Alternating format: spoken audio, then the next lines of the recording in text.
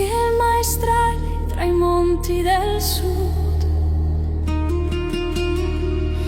Odore di timo, di mare, di sudore. La terra è antica, più antica del tempo, e parla ancora col canto del pastore.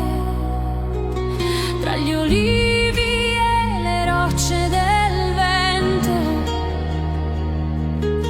vive Ovidio, uomo di ferro e di sale. Gli offriron denaro, promesse, potere, ma lui rispose: la terra non si vende, vale. Ovidio Mauras, uomo di Teulada, custode del suono dell'isola amara, col sole negli occhi, la schiena piegata, ma il cuore radice che non si sradica. Dicevano: vieni, lascia quel campo. Il progresso chiama, la vita è altrove.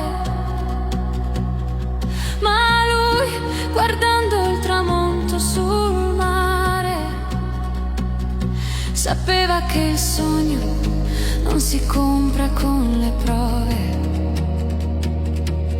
Ogni pietra è storia, ogni solco memoria del padre e del nonno, di chi seminò. E chi non ha terra non sa cosa perde quando per un prezzo il cuore si vendò.